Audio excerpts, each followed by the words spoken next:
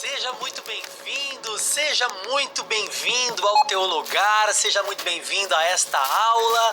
Eu sou o professor Tarles Elias e hoje você está na segunda aula da série Jesus e o Apocalipse.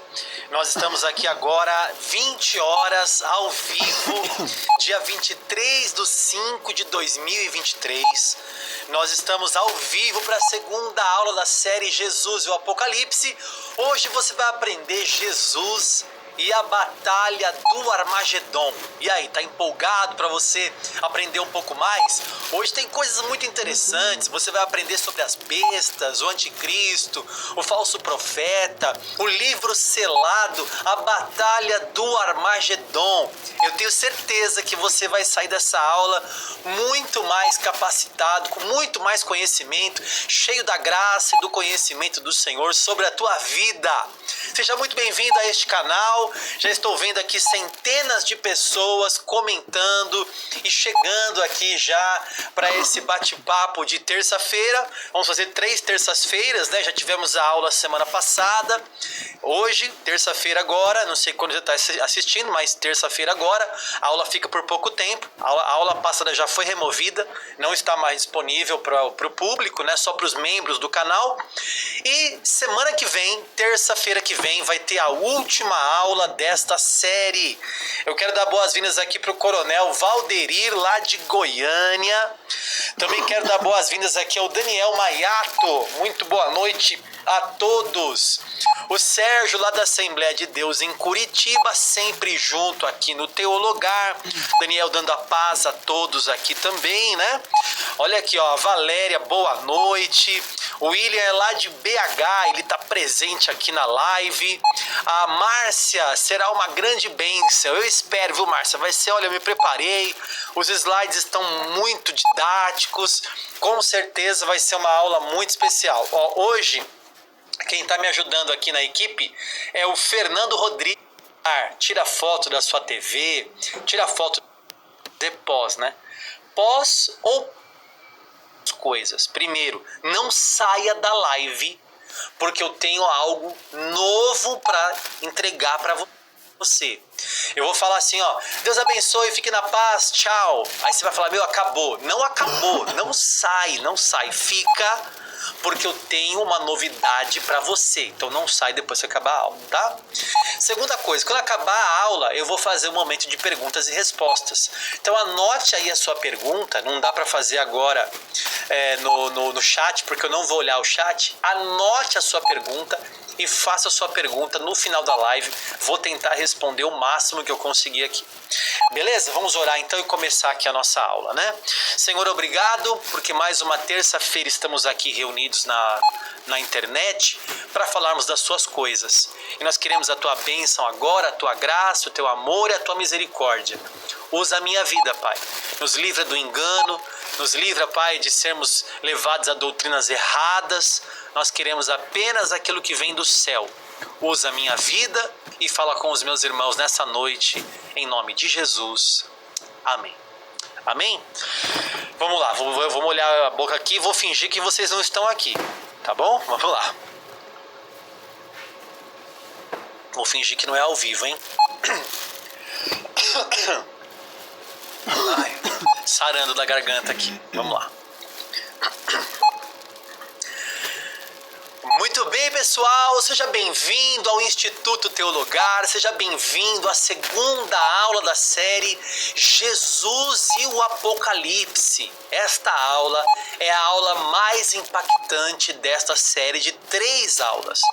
Nessa aula do meio aqui, você vai aprender sobre Jesus e a batalha do Armagedon.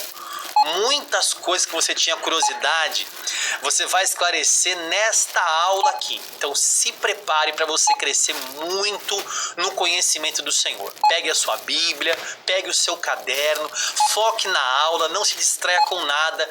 Chegou a hora de você aprender, chegou a hora de você crescer no conhecimento da palavra de Deus. Vamos só lembrar que esta série ela tem a intenção de focar na pessoa de Jesus no livro do Apocalipse. Veja, não não é uma série sobre o livro do Apocalipse. É uma série sobre Jesus Cristo no livro do Apocalipse, sobre Jesus Cristo no fim dos tempos. É isso que nós vamos estudar. Na aula passada, você já aprendeu sobre Jesus no primeiro capítulo do Apocalipse e no capítulo 2 e 3, que são as cartas do Apocalipse. Você viu sobre Jesus glorificado, você aprendeu na aula passada sobre as características de Jesus glorificado e como que Jesus se apresenta às 7 igrejas da Ásia. Foi isso que você aprendeu na última aula. Hoje você vai aprender sobre Jesus e a batalha do Armagedon. Que batalha é essa, professor? Parece tema de filme de Hollywood, né? Bom, vamos aprender com as escrituras sagradas. Terminamos a última aula no capítulo 3. Mas como nós estamos focando agora na pessoa de Jesus, a gente vai focar agora a partir do capítulo 5. Vamos acompanhar então? Capítulo 5 vai aparecer na sua tela aí. Nós vamos falar sobre o livro selado e o cordeiro. O livro selado e o cordeiro. Vamos lá? Vi na mão direita daquele que estava sentado no trono um livro em forma de rolo, escrito por dentro e por fora, e selado com 7 selos. Vamos lembrar, aluno, que nós não tínhamos na época livros como temos hoje. Vou pegar uma Bíblia aqui para você ver. Ó, essa Bíblia aqui está aparecendo aí, né? Ó. Ela é encadernadinha, ela tem capa, tem paginação, mas não era assim que era escrita a Escritura Sagrada. Então nós tínhamos rolo. E na visão de João, ele vê um rolo, um livro em forma de rolo. E esse rolo estava selado, ele estava escrito por dentro e por fora, ele estava selado com 7 selos. Pense bem, esses selos também não são os selos que você vê hoje nos correios. O selo era a marca do anel da autoridade. Então era colocada uma massinha, que era um lacre, né? E a autoridade lacrava aquilo com o seu anel. Era um carimbo que tinha a marca daquela autoridade. Aquilo selava o livro. Então, João vê esse livro, que é em forma de rolo. E esse livro, em forma de rolo, tem 7 selos, 7 lacres de autoridade. Vi também um anjo forte, que proclamava com voz forte: quem é digno de quebrar os selos e abrir o livro? Ora, nem no céu, nem sobre a terra, nem debaixo da terra, ninguém podia abrir o livro, nem mesmo olhar para ele. E eu chorava muito. Imagina a visão de João. Ele diz aqui no texto: e eu chorava muito, porque ninguém foi achado digno de abrir o livro, nem mesmo de olhar para ele. Então, um dos anciãos me disse: não chore. Eis que o leão da tribo de Judá, a raiz de Davi, venceu para quebrar os 7 selos e abrir o livro. Irmão, o livro do Apocalipse já é arrepiante. A leitura, só a leitura do livro, com ênfase. Nós estamos lendo aqui na versão Nova Almeida atualizada. Só de ler as escrituras já arrepia, não é verdade? João está vendo aquilo. Olha a explicação que eu trouxe para você aqui, ó. João tem uma visão de um livro em forma de rolo. Este rolo está escrito por dentro e por fora, além de estar selado com 7 selos. Um anjo proclama com voz forte: quem é digno de abrir o livro, de quebrar os selos? Mas ninguém foi achado digno para isso. Nem no céu, nem na terra, nem debaixo da terra. Ninguém podia abrir o livro e nem olhar para ele. João chorava muito, ele chorava diante daquela visão, tá no versículo 4. Mas o ancião aparece para ele e diz assim: olha, não chore, consola ali João.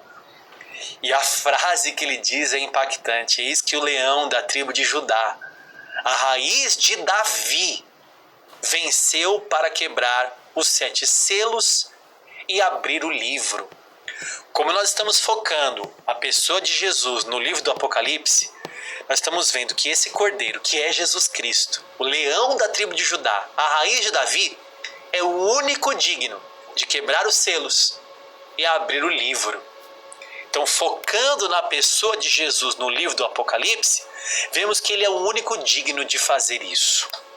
Então, continuando a leitura, vi no meio do trono e dos 4 seres viventes e entre os anciãos, em pé, um cordeiro, cordeiro com C maiúsculo, porque é o cordeiro de Deus, é Jesus aqui, um cordeiro que parecia que tinha sido morto. Ele tinha 7 chifres, bem como 7 olhos, que são os 7 Espíritos de Deus enviados por toda a terra. Então ele vê aqui, 7 chifres, 7 olhos, 7 Espíritos de Deus. Dá uma olhadinha. Warren Wiersbe, que é um grande expositor, eu não sei se vai dar para ver, eu vou abrir a tela só para você ver. Ele é escritor desses livros aqui. Esses livros aqui é um comentário expositivo do Wiersbe, né? Voltando aqui para minha tela, ele diz o seguinte, ele comenta: nós temos aqui o perfeito poder, 7 chifres, a perfeita sabedoria, 7 olhos, a perfeita presença, 7 espíritos em toda a terra.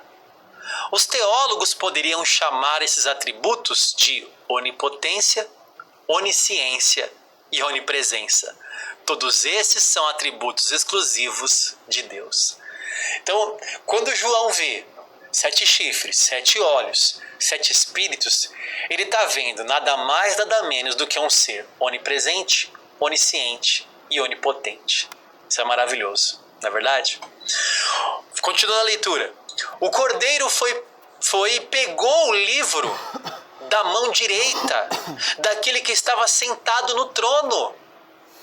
E quando ele pegou o livro, os 4 seres viventes e os 24 anciãos se prostraram diante do cordeiro, tendo cada um deles uma harpa e taças de ouro cheias de incenso, que são as orações dos santos. Então olha que detalhe, se não havia ninguém que era digno nem de olhar para o livro, podiam nem olhar. João chorava muito porque ninguém podia nem olhar para o livro. Mas se não tinha ninguém digno nem de olhar, esse cordeiro, ele não só olha, mas ele pega o livro na mão, porque ele é digno de pegar o livro. Continuando a leitura do capítulo 5 de Apocalipse. E cantavam um cântico novo, dizendo: digno és de pegar o livro e de quebrar os selos. Já vou te falar o que é isso. Porque foste morto e com o teu sangue compraste para Deus os que procedem de toda tribo, língua, povo e nação. E para o nosso Deus os constituíste reino e sacerdotes, e eles reinarão sobre a terra. Olha isso, irmãos. Se não tinha ninguém para pegar o livro, nem de olhar para o livro, digno és o Cordeiro de Deus para pegar o livro, e não só pegar, mas quebrar o selo, porque ele foi morto e com o sangue ele comprou um povo para Deus, de toda língua, tribo, nação, todo povo, e constituiu essas pessoas reino e sacerdotes. Essas pessoas, que é a igreja de Jesus, reinará sobre a terra. Já vou falar, isso você vai aprender na terceira aula sobre o milênio, né? Você vai aprender o governo de Jesus no milênio na terceira aula. Mas agora a gente está vendo aqui a declaração de que Jesus é digno de abrir os selos e quebrar os selos. O cântico se estendia a milhões de anjos.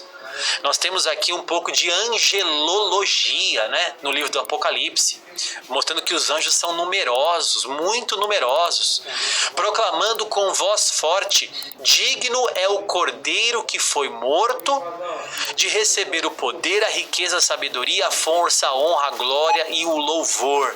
Esses milhões e milhões de anjos cantam ao Cordeiro, que é Jesus, no livro do Apocalipse. Agora, continuando a leitura, nós vamos agora para o momento em que o Cordeiro que é digno, de pegar o livro, não só de olhar, mas de pegar e de quebrar os selos, esse cordeiro agora vai fazer e vai quebrar o primeiro selo. Veja o texto bíblico. Vi quando o cordeiro quebrou o primeiro dos 7 selos. Vamos lembrar o que eu falei para você? O selo é como se fosse um lacre. Então, Jesus vai quebrar esse primeiro selo. E ao quebrar esse primeiro selo, dá uma olhadinha, numa visão futurista do Apocalipse, a partir de agora vai começar sobre a terra um período de tribulação. Esse período se inicia quando o cordeiro quebra o primeiro selo. Então, quando começa agora a tribulação? Começa quando o cordeiro quebrar o primeiro selo, ele dá início. Ele quebra o primeiro selo, vai começar sobre a terra um período de tribulação. A ira de Deus se derramará sobre a terra numa visão futurista, ou seja, algo que vai acontecer numa visão futurista do Apocalipse, quer dizer, o mundo ainda aguarda uma tribulação para acontecer, a ira de Deus para julgar essa terra. Então, quando o cordeiro abre esse primeiro selo, começa a tribulação. A Bíblia repete a mesma frase durante a quebra dos 7 selos. Você vai pegar aí a partir do capítulo 6 de Apocalipse e você vai ver, quebrou o primeiro selo, quebrou o segundo selo, quebrou o terceiro selo, quebrou o quarto selo, até o 7º. A Bíblia repete a mesma frase, e a frase é assim: quando o cordeiro quebrou primeiro selo, segundo selo, terceiro selo, quando o cordeiro quebrou o X selo, todos estes selos são acompanhados de eventos de juízo de Deus. Só você pegar a sua Bíblia e ler aí: quando abre um selo, juízo. Abre outro selo, juízo. Abre outro selo, juízo. Quem é que abre esses selos? O cordeiro. Aí, aqui a gente não vai falar de todos os selos, porque esse curso não é sobre os selos. Nós falamos isso no curso de escatologia, que nós temos um curso completo aqui no Teologar. Mas como o foco aqui não é falar de todos os selos, nós vamos falar de Jesus. E Jesus está relacionado com todos, porque ele abre todos. Mas o primeiro selo, ele tem algo importante. Depois que ele abre o primeiro selo, acontece algo interessante, tá? Então, em cada abertura de selo vai ter fome, guerra, morte, terremoto, abalos nos astros, nas estrelas, nas doenças e tudo mais. Então, vai ter uma série de juízos de Deus sobre a terra. Agora, olha só, vamos continuar aqui. Não há concordância, irmãos, entre os teólogos com relação à interpretação do que acontece com a quebra do primeiro selo. Então, temos um rolo, que é o livro selado com 7 selos. Quebrou-se o primeiro selo, diz o seguinte: quando o cordeiro quebra este selo, aparece um cavalo branco e seu cavaleiro. Ele tem uma coroa e sai vencendo para vencer. Vamos ver esse texto?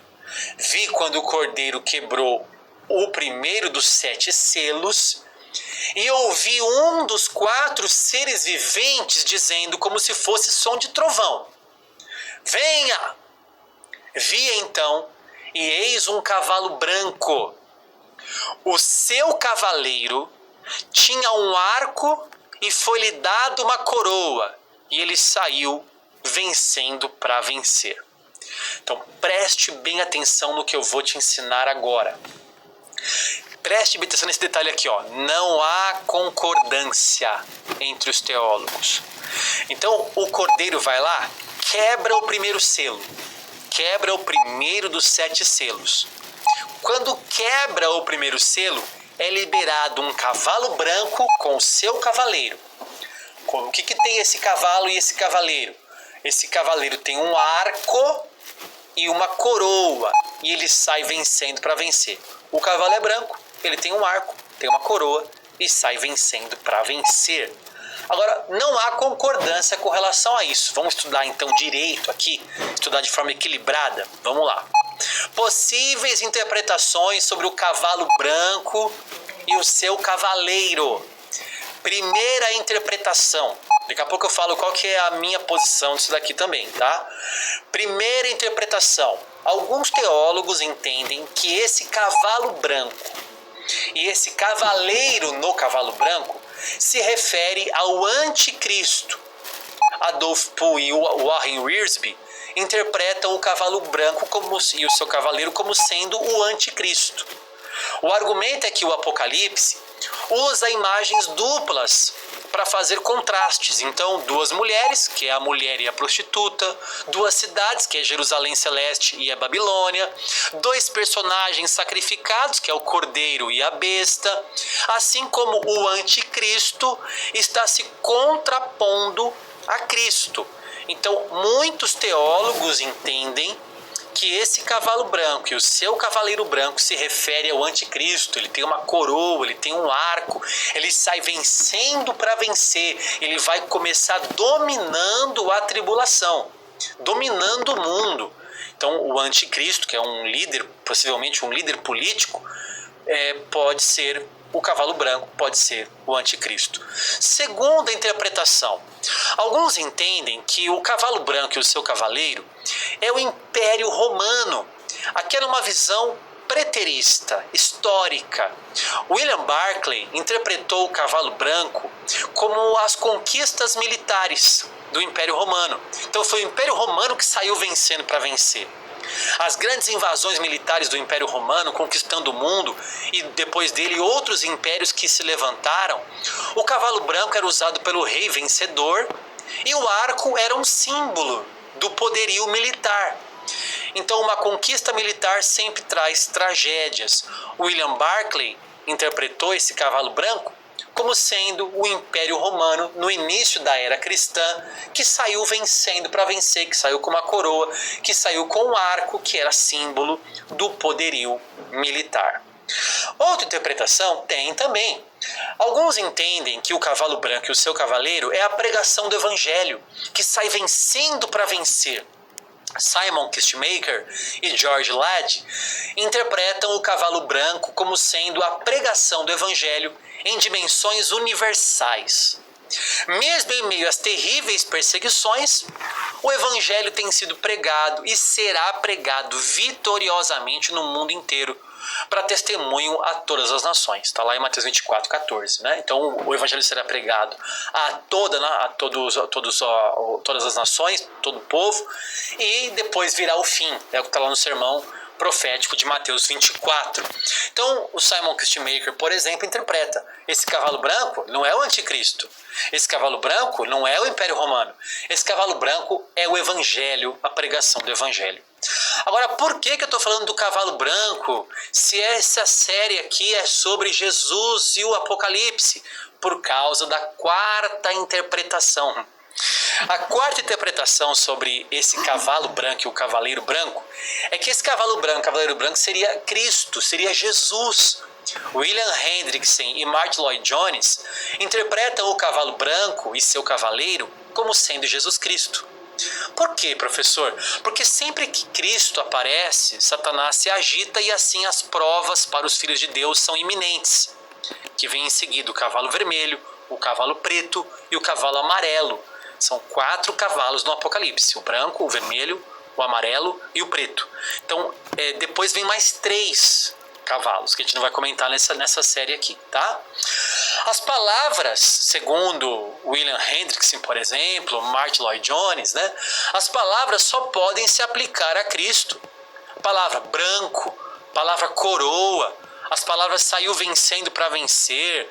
Porque você vê no livro do Apocalipse, olha, cabelos brancos, falando de Jesus, né? Pedrinha branca, roupas brancas, nuvem branca, cavalos brancos, trono branco.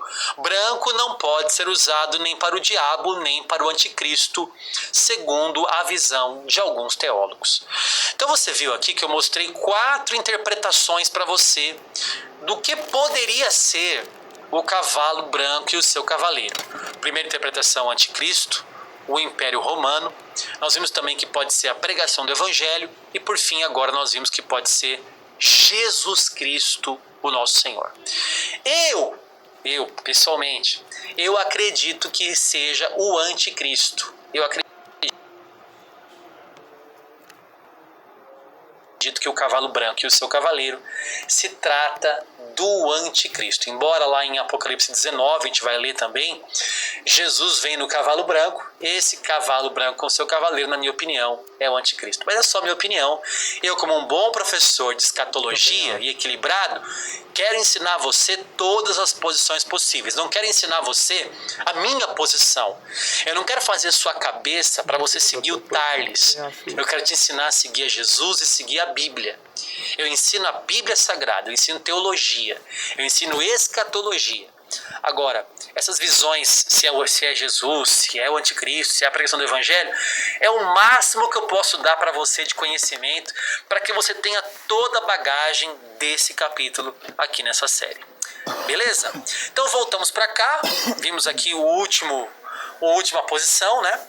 Continuando, agora vai entrar nos juízos de Deus. Eu vou até molhar minha garganta aqui agora. Se segura na cadeira aí, porque vai começar agora aqui nessa série. Eu vou começar a mostrar os juízos de Deus. E a gente vai entrar num período de tribulação agora e na batalha do Armagedon. Estamos falando da participação de Jesus nesses juízos agora. Vamos ver então? Depois que é aberto o primeiro selo e sai lá o cavalo branco e o seu cavaleiro, a ira de Deus começa a se derramar sobre a terra para a julgar. Uma série de juízos começam a acontecer. 7 selos, 7 trombetas, 7 taças. Mais uma vez, eu não vou citar todas elas aqui. No nosso curso de escatologia, tem aulas específicas para todas as taças, todas as trombetas e todos os selos. Mas aqui eu estou focando em Jesus Cristo, tá? Também se mostra, depois disso, além disso, algumas figuras, alguns personagens começam a se destacar no livro do Apocalipse. A mulher e o dragão, os 144.000, as 2 testemunhas, a besta, que é o anticristo, tá? E o falso profeta. Começa a aparecer alguns personagens. Estamos falando aqui de um período de tribulação. Dá uma olhadinha agora.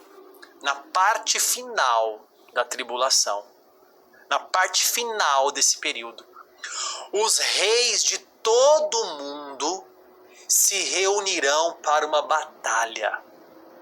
É uma batalha grande. Os reis se ajuntarão. Haverá uma união global ali, liderada pelo anticristo. Vai se juntar um povo todo. Vamos ver esse texto? São espíritos de demônios, aqui são 3 espíritos que saem da boca de cada um dessa tríade satânica, né? Tem o dragão, a besta e o falso profeta. Dragão, besta e falso profeta. Da boca de cada um deles sai 3 espíritos. E aí o texto continua. São espíritos de demônios, operadores de sinais, e se dirigem aos reis do mundo inteiro a fim de ajuntá-los para a batalha do grande dia do Deus Todo-Poderoso. Então presta atenção, esses demônios que são liberados pelo poder de Satanás, do anticristo e do falso profeta, eles são operadores de sinais. E você sabe, irmãos, que os sinais enganam muitas pessoas. Não vá atrás de sinais. Até o diabo faz sinais. Não vá atrás de sinais. Vá atrás da palavra, vá atrás de Jesus. Então esses sinais vão enganar muitas pessoas. E esses sinais vão fazer com que esse povo se dirija, os reis do mundo inteiro, se ajuntem para uma batalha do grande dia do Deus Todo-Poderoso. Continuando aqui no versículo 16. Então, ajuntarão os reis no lugar que em hebraico se chama Armagedon. Har Megido, cidade de Megido. Ou seja, na cidade de Megido ou na cidade de Megido, é ali que vai se juntar o povo. Alguns dizem que vai se juntar no Vale de Josafá, outros dizem que vai se juntar no Vale de Megido. Então vai acontecer uma batalha final. Os reis da terra, estamos falando agora aqui do final da tribulação. Alguns entendem que a tribulação perdurará 7 anos, a última semana de Daniel. Serão 7 anos de tribulação sobre a terra. Agora, o finalzinho desses 7 anos, os reis da terra ajuntarão o seu exército para uma batalha contra o Deus de Israel. Dá uma olhadinha no texto bíblico agora. A batalha do Armagedon, só para dar uma explicada melhor aqui, né? Armagedon significa cidade de Meguido, uma cidade no vale de Jezreel. O rei Josafá, isso aqui é Antigo Testamento, tá? O rei Josias, perdão, de Judá, foi morto pelo faraó Neco ali. Está lá em 2 Reis 23. A localização do Vale de Meguido está numa rota internacional entre o Egito e a Mesopotâmia. E essa região foi um grande local de lutas militares.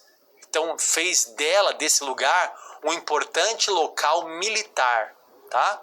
Peguei uma fotinha aqui no Google, depois se você tiver curiosidade, vá no Google e coloque assim, Vale de Meguido, ou Megido, ou Armagedon. Você vai ver a extensa faixa de terra onde acontecerá, numa visão futurista, onde acontecerá essa batalha, essa batalha do dia do Deus Todo-Poderoso. Tá? É nessa extensa faixa de terra que o anticristo mobilizará as nações em uma grande guerra. Ok? Então estamos no final da tribulação e o anticristo está juntando o povo. Professor, mas por que você falou isso? Você não disse pra gente que o foco dessa matéria é Jesus no livro do Apocalipse? Pois é, mas Jesus vai ter uma boa participação na batalha do Armagedon. Vamos dar uma lidinha aqui no texto? Vai aparecer 2 personagens importantes. Um personagem que vai aparecer aqui no Apocalipse, na batalha do Armagedon, nesse período tribulacional, é um personagem chamado Anticristo. Aprenda uma coisa, aluno. Anticristo não é um demônio. Anticristo aparenta ser nas escrituras uma pessoa, um líder político que vai juntar as pessoas. Ele vai se sentar num trono, vai se portar como um deus, vai ser adorado como um deus. Ele é conhecido como a besta. Então, quando dizem assim, a marca da besta é a marca do anticristo. O nome da besta é o nome do anticristo. O trono da besta é o trono do anticristo. O que mais? A imagem da besta é a imagem do anticristo. Então aqueles que adoram a imagem são marcados pela besta. Só aqueles que adoram o anticristo. Então não se preocupe com relação à marca da besta e tudo mais. Por quê? Porque você é de Jesus, você é um cristão. Você foi selado com o Espírito Santo. Você não é marcado com a marca da besta. Só é marcado com a marca da besta aqueles que seguirão o anticristo. Então talvez seja um líder político. Esta figura realiza falsos milagres. Engana muitos a fim de desencorajar as pessoas de adorar o Deus verdadeiro e persegue o povo de Deus. Então, olha só, esse personagem está lá em Apocalipse, capítulo 13. Esse personagem ele faz milagres. Satanás, que é o dragão, dá poder para ele. E ele faz milagres. Esse homem faz milagres. Ele desencoraja as pessoas de adorar a Deus. Ele se opõe a tudo que se chama Deus. E para completar, ele persegue o povo. Você vai ver nas escrituras que quem não tiver o nome da besta, a marca da besta, não vai poder comprar ou vender. Então vai ser um tempo de perseguição. Por quê? Porque os cristãos, os que estiverem aqui na tribulação, independente da visão pré ou pós-tribulacionista, os que estiverem aqui e não quiserem ser marcados pela marca da besta, esses serão perseguidos. Por quê? Porque se não tiver a marca da besta, não vai conseguir comprar e vender. Imagina você não conseguir comprar e vender, você não vai conseguir fazer negócios. Então vai ser um tempo de só os fiéis mesmo que vão permanecer. Não só o anticristo, vai aparecer também esse outro personagem, que é o falso profeta. Talvez um líder religioso. Essa besta, ele também é chamado de besta, né? É uma besta que sobe do mar e a besta que sobe da terra. Né? Essa besta que se posiciona também em oposição direta a tudo que vem do céu e é destituída de tudo que é celestial, ela é, portanto, o agregado de pecado que sobe da terra para o céu e, como falso profeta, se posiciona totalmente a serviço do anticristo. Então, a Escritura mostra que o falso profeta, ele vai apontar para o anticristo. Deixa eu abrir a tela aqui. O falso profeta, ele vai fazer sinais, ele vai fazer uma pregação, um discurso, ele vai apontar para que as pessoas adorem a primeira besta, que é o anticristo. Então, ele vai ser uma espécie de João Batista do anticristo. Ele vai ser o precursor, ele vai ser aquele que vai pregar, vai preparar o caminho e vai levar muitas pessoas a adorarem a besta, que é o anticristo. Ok? Então esses dois personagens são importantes, por quê? Porque agora vai entrar Jesus. Olha só, esses dois personagens serão responsáveis em reunir as nações da terra para a batalha final. Eis que, olha aqui, estou lendo Joel agora, eu saí do Apocalipse, fui lá para o Antigo Testamento e estou lendo Joel. Dá uma olhadinha aqui o que diz o Antigo Testamento. Eis que, naqueles dias e naquele tempo, em que mudarei a sorte de Judá e de Jerusalém, congregarei todas as nações e as farei descer ao vale de Josafá. E ali entrarei em juízo contra elas por causa do meu povo e da minha herança Israel, a quem eles espalharam entre os povos, repartindo a minha terra entre si. A ira de Deus vai ser derramada sobre a terra. Já está sendo derramada e agora as nações estão reunidas ali com o seu exército. E Deus está furioso, irmãos. Agora Deus não vem mais assim, misericordioso. Acabou o tempo e a chance acabou. Dá uma olhadinha agora. Naquele dia, Antigo Testamento, Zacarias. Naquele dia, farei de Jerusalém uma pedra pesada para todos os povos. Todos os que tentarem erguê-la ficarão gravemente feridos, e todas as nações da terra se ajuntarão contra ela. As nações da terra, no movimento global, universal, vai se juntar ali contra o povo de Deus. Essa é a batalha final, a batalha do Armagedon. Estou lendo o Antigo Testamento só para completar aqui o livro do Apocalipse, ok? Zacarias 14, Antigo Testamento ainda. Então, o Senhor sairá e lutará contra essas nações, como ele costumava lutar no dia da batalha. Naquele dia, os seus pés estarão sobre o Monte das Oliveiras, que está em frente de Jerusalém, para o leste. O Monte das Oliveiras será fendido pelo meio do leste ao oeste, formando um grande vale. Metade do monte se afastará para o norte e a outra metade para o sul. Veja a potência do que vai acontecer ali. Quando Jesus tocar os pés dele no Monte das Oliveiras. Dá uma olhada do que vai acontecer. Versículo 5. Vocês fugirão pelo meu vale entre os montes, porque esse vale chegará até Azal. Sim, vocês fugirão como fugiram do terremoto nos dias de Uzias, rei de Judá. Então, virá o Senhor meu Deus, e todos os santos virão com ele. O Senhor virá, e todos os santos, você e eu, estaremos juntos com o Senhor nessa batalha. Dá uma olhada aqui. Nesse momento, acontece a volta do Senhor Jesus. Você leu aí os textos do Antigo Testamento para completar o livro do Apocalipse. Jesus está voltando agora. Os seus pés estão tocando o Monte das Oliveiras. Um poder espetacular vem para fender a terra. Ele não vem sozinho. Ele vem com os santos. Ele vem com os salvos. Ele vem com os remidos. Um detalhe aqui. Tanto o pré-tribulacionista, o mesotribulacionista e o pós-tribulacionista concordam que Jesus volta nessa ocasião. O pré-tribulacionista crê que o arrebatamento já aconteceu antes da tribulação. É isso que muda. Agora, a volta de Jesus todo mundo concorda. Acabando a tribulação, Jesus volta. Acabou a tribulação, Jesus volta. E quem crê nisso? O pré-tribulacionista, o meso-tribulacionista, o pós-tribulacionista. Acabou a tribulação, está acabando a batalha do Armagedon, Jesus volta e os seus pés são colocados no Monte das Oliveiras. Isso é maravilhoso, irmãos. Todo mundo concorda com isso. Ele não vem sozinho. Veja só, irmãos. Agora Jesus não vem mais como um sofredor. Ele vem como juiz. Ele não vem mais despido. Ele vem com um manto. Ele não vem mais fraco para morrer. Ele vem em poder e glória. Ele não vem como um cordeiro, mas ele vem como um leão da tribo de Judá. O nosso Senhor não vem mais como um sofredor. Ele vem em poder e glória.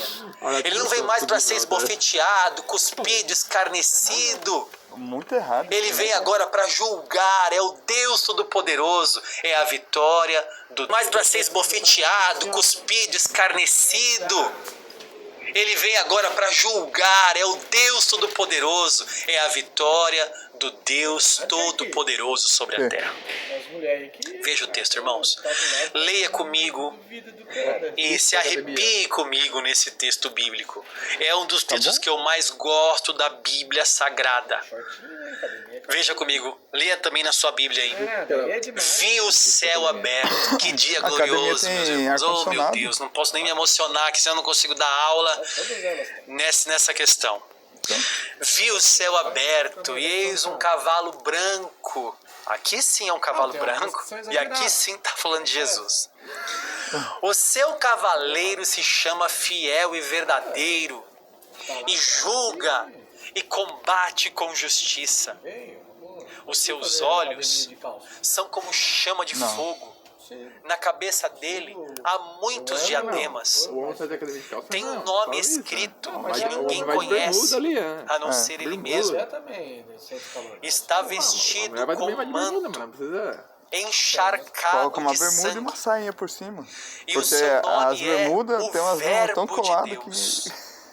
que marca tudo. Os exércitos do céu o seguiam, montados em cavalos brancos e vestidos de linho finíssimo, branco e puro. Da sua boca sai uma espada afiada, para com ela ferir as nações. Ele mesmo as regerá com cetro de ferro. E ele mesmo é o que pisa o lagar do furor, da ira do Deus Todo-Poderoso. No seu Tem manto hambúrguer também? e na sua coxa está escrito um nome: Rei dos Reis e Senhor dos Senhores. É a volta do nosso Senhor Jesus. Esqueceu o quê? É a volta do nosso Deus. É a volta do hambúrguer Senhor que é um volta lanche com o seu sem pão. cavalo e com todos os seus santos. Aqueles que vêm com ele Como assim? têm É um linho hambúrguer, só finíssimo. faltou o pão. Aqueles que vêm com ele, vêm com ele para reinar sobremesa com é Jesus. Você leu aqui no texto, ó, ele vem e junto com ele os exércitos do céu, montados em Colocou cavalos super bonde? brancos Que e dia é vestidos isso? de linho finíssimo. Não, coloca de novo. É o povo de Olha. Tá. Deus. É o povo de Deus que volta com Jesus. Que dia glorioso, irmãos. Que dia espetacular. Um verdadeiro cristão almeja esse dia, deseja esse dia, aguarda esse dia. Nós não estudamos teologia para ficar debatendo, ganhando debates, para ficar achando que sabemos mais do que os outros. Nós estudamos a Bíblia e a teologia porque queremos nos aproximar mais de Deus. Queremos aquecer nosso coração. Teologia não esfria o crente. Teologia nos aproxima de Deus. À medida que eu aprendo mais escatologia, que é a doutrina das últimas coisas, eu fico com meu coração cada vez mais perto do Senhor, almejando a volta dele. Que dia maravilhoso será esse! O dia da volta do Senhor Jesus. Nós lemos aqui esse texto. Para completar, ele está voltando. Da sua boca sai uma espada afiada, para com ela ferir as nações. Escute bem, nessa ocasião, Jesus vem com um cavalo branco, vem como juiz, vem com poder, ele tem diademas na sua cabeça, vem com o manto encharcado de sangue, ele vem com o seu exército montados em cavalos e vestes puras. Ele vem com uma espada afiada que sai da sua boca, é uma metáfora, claro. Tem uma espada na boca dele. Com uma inscrição na coxa: Rei dos Reis e Senhor dos Senhores. É assim que Jesus volta, meus irmãos. É assim que ele volta. Aí acontece o que muitas pessoas acham que é uma batalha. Muitas pessoas acreditam que a batalha do Armagedon vai ser uma batalha medieval. Talvez como você assistiu aquele filme Gladiador, Troia, né? Que você vê aquelas batalhas assim, gigantescas, sangrentas, exército contra exército. Talvez você está pensando assim: eu estou vindo com Jesus no cavalo, eu vou ter que pegar na espada, vou ter que lutar também junto com Jesus. Jesus vai lutar, eu vou lutar também.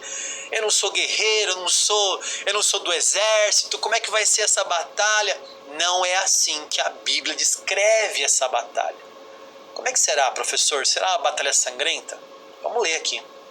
Primeiramente acontece o seguinte: há uma prisão ali, a prisão das duas bestas, o anticristo e o falso profeta. Esses dois personagens são lançados vivos no lago de fogo e enxofre. A palavra grega é a palavra Gehenna, que é traduzida como inferno também. Eles serão aqueles que vão inaugurar esse lugar, que vão inaugurar o lago de fogo e enxofre. Então, quando dizem assim, ó, o inferno não foi inaugurado, o inferno que não foi inaugurado, na verdade, é o Gehenna, é o lago de fogo e enxofre. Quem vai inaugurar esse lugar são esses dois personagens, que é o anticristo e o falso profeta. Jesus vai pegá-los e vai lançá-los vivos nesse lugar. Aí é a inauguração do Gehenna. Depois disso, está ali um exército. Lembra da batalha do Armagedon? Está todo mundo reunido ali. Há a batalha no Vale de Megido. Está todo mundo ali. Olha só. E vi a besta e os reis da terra com seus exércitos reunidos para fazer guerra contra aquele que estava montado no cavalo e contra o seu exército. Então, um de frente para o outro ali, né? Jesus no cavalo, nós juntos, os salvos, atrás dele. Isso vai acontecer, meus irmãos. Isso vai acontecer. Não é um conto de fadas. Eu estou falando que estou contando a história, a minha história, a sua história. Nós estaremos lá, junto com o Senhor no seu cavalo e nós, o seu exército, com ele. Isso é maravilhoso. E os reis da terra estarão olhando para a gente ali. Mas, aí vai acontecer o que eu falei. A besta foi presa e com ela foi preso o falso profeta, que com os sinais feitos diante da besta, seduziu aqueles que receberam a marca da besta e eram os adoradores da sua imagem. Os dois foram lançados vivos dentro do lago de fogo que queima com enxofre. Vamos concluir essa história aqui. Ao contrário do que muitos pensam sobre a batalha do Armagedon ser uma batalha sangrenta, veja o que a Bíblia diz que vai acontecer. Professor, não vai acontecer a batalha ali espada com espada. Não, meus irmãos. Sabe o que vai acontecer? Dá uma olhada. Então, será revelado o iníquo, que é o anticristo, a quem o Senhor Jesus matará com o sopro da sua boca e destruirá pela manifestação de sua vinda. Para completar Apocalipse 19. Os outros foram mortos com a espada que saía da boca daquele que estava montado no cavalo, e todas as aves se fartaram das suas carnes. Meus irmãos, não haverá nenhum tipo de batalha medieval. Não haverá nenhum tipo de batalha sangrenta. O nosso Deus Todo-Poderoso, com o sopro da sua boca, vai matar o anticristo e vai lançá-lo no lago de fogo e enxofre. E vai destruir todos aqueles do exército que se levantaram contra a Deus e o povo de Deus, com o sopro da sua boca e pelo poder da manifestação da sua vinda. É assim que vai acontecer. Não vai ter batalha sangrenta. Nosso Deus é poderoso, meus irmãos. ele vai abrir a boca e com um sopro vai destruir todo aquele exército. E aí, o que você acha? Você acha que você aprendeu um pouco mais nessa série? Nós estamos na segunda aula, não terminou aqui. Não, ainda tem coisa para acontecer, porque Jesus destruiu agora o anticristo, o falso profeta, destruiu o exército que se levantou no Vale do Megido, terminou a batalha do Armagedon, assim, Jesus deu um sopro e acabou a batalha do Armagedon. O que vai acontecer agora?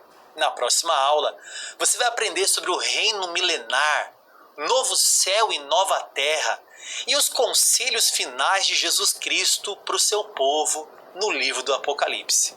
Eu te espero na próxima aula. Até lá. Tchau, tchau. E aí, pessoal? E aí, como é que tá essa aula? Não vai embora, não vai embora. Escute bem agora. Eu tenho algo para dar para você que ficou até agora assistindo aqui. Se você aprender, depois eu vou ler aqui os comentários. Me emocionei uma hora aqui. Tem hora que se eu me emocionar muito, irmãos, eu não consigo dar aula, então eu tenho que me segurar, né, para poder conseguir dar aula. Me perdoe aí toda a emoção, tá bom? Mas eu tenho algo para mostrar para você. Escute bem. Assim como eu fiz na aula passada, e muitos alunos me agradeceram como eu fiz isso na aula passada, eu quero fazer nessa aula agora. Daqui a pouco a gente vai abrir aqui para perguntas e respostas. Marque sua pergunta aí. Escute só. Você gostou dessa matéria? Escatologia? Dá uma olhada nisso aqui. Esse aqui é o nosso curso de escatologia. Você fez aqui uma aula comigo, né? Esse curso tem 40 aulas, 7 módulos, uma apostila completa. Você está vendo os slides passando na tela aqui, né?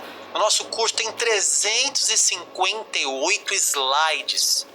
Certificado de conclusão, que eu não trouxe aqui agora para mostrar para vocês, mas é um certificado lindíssimo, devia ter trazido aqui para mostrar, né? É um certificado lindíssimo que nós temos de escatologia para você cursar e concluir e ter um diploma de escatólogo, um complemento, um curso de especialização. Talvez você já tem teologia, já tem outros cursos, mas imagina você ser um escatólogo. O nosso curso também tem plantão tirar dúvidas, porque olha, se tem uma matéria que tem dúvidas, é escatologia. E eu estou aqui de plantão respondendo todos os alunos que têm questões sobre escatologia. Nós temos centenas de alunos ao redor do mundo e você pode se tornar um aluno de escatologia. Só quero fazer algo diferente. O nosso curso, olha, aqui está a grade, né? A grade de escatologia.